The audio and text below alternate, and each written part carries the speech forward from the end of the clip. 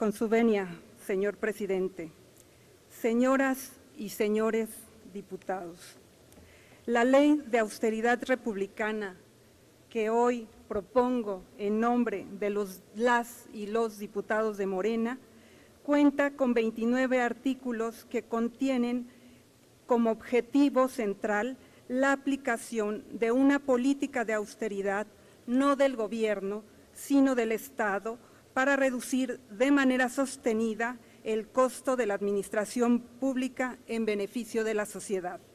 Partimos de la convicción de que el gobierno y sus funcionarios deben servir a la sociedad y no servirse de ella.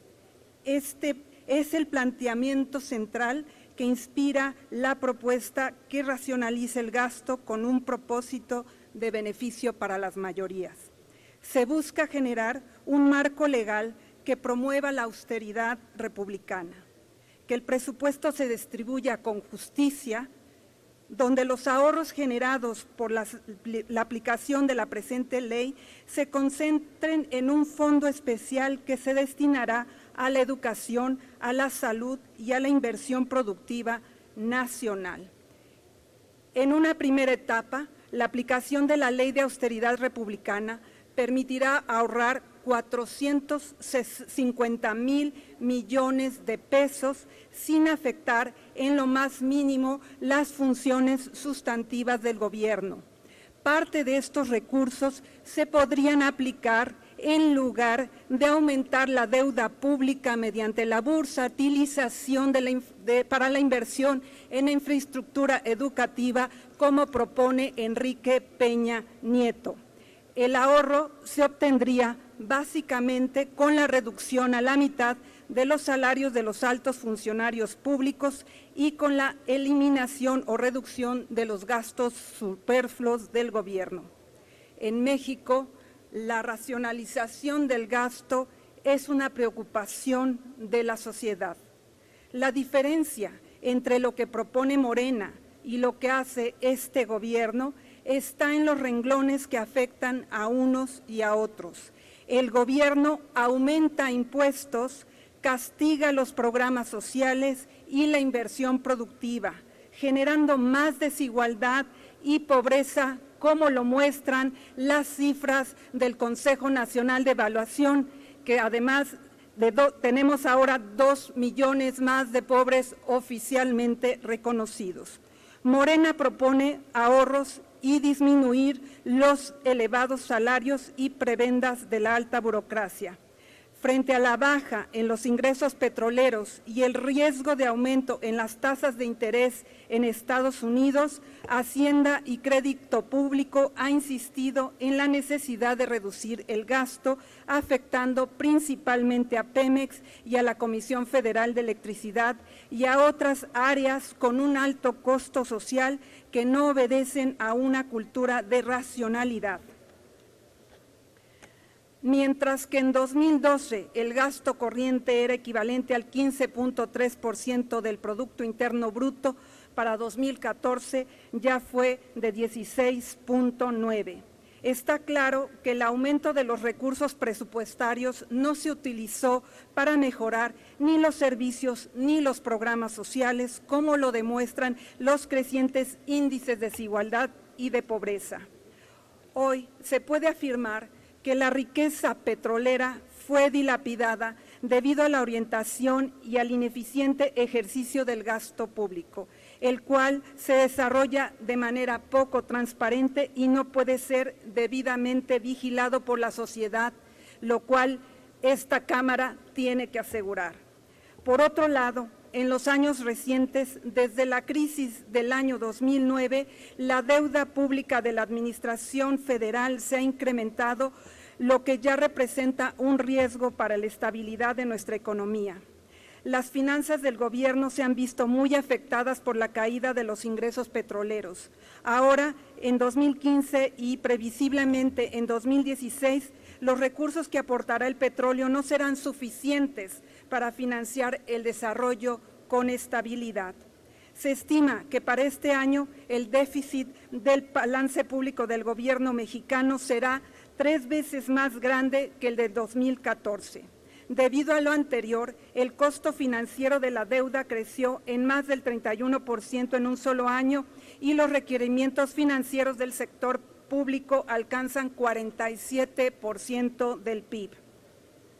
Para el año 2016 es inminente un recorte del gasto público con respecto al presupuesto de 2015. La economía nacional padece las consecuencias de las equivocadas políticas económicas de los últimos 30 años.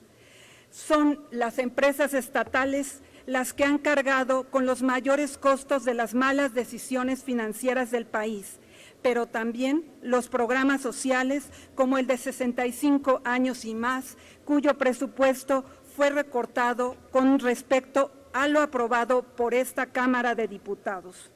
Además, contra lo que sería recomendable, en este 2015 el crecimiento del gasto corriente fue del 7.7% con respecto al año pasado.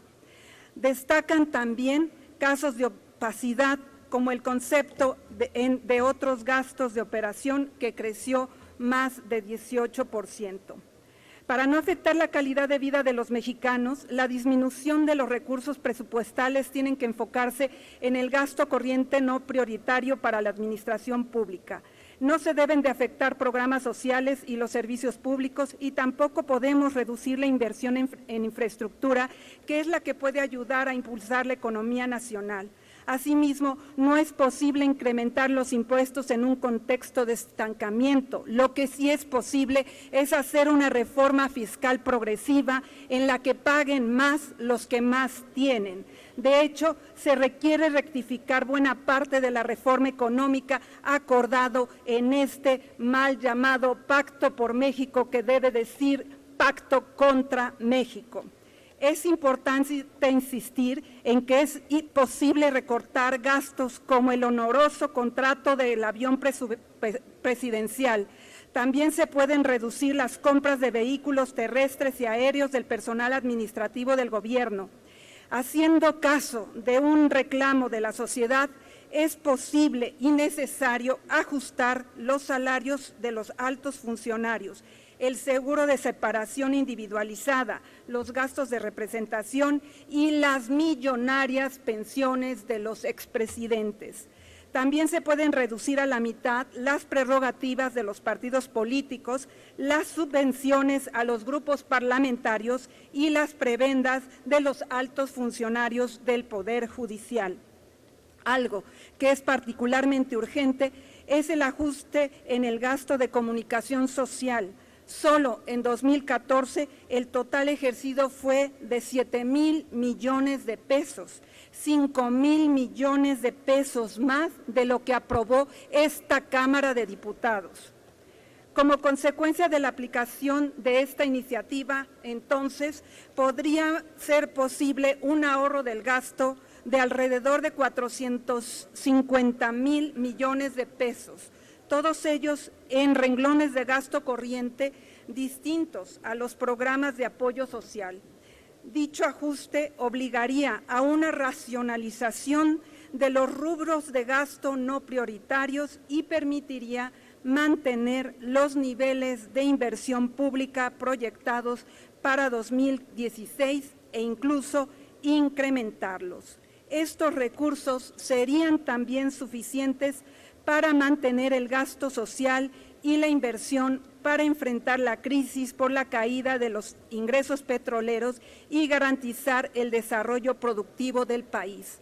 México se enfrenta a una gran crisis, la inestabilidad internacional está en una puerta. No podemos permitir que en esta Cámara de Diputados la pobreza siga creciendo, las carencias en este país. No solamente estamos hablando de los 55 millones de mexicanos reconocidos por este gobierno, hay adicionalmente 40 millones de mexicanos que tienen vulnerado alguno de sus derechos reconocidos por el gobierno federal. Estamos hablando de 100 millones de mexicanos que no tienen cubiertos sus derechos socioeconómicos, que requieren de un apoyo y requieren de que en esta Cámara se legisle para ellos. Es cuanto.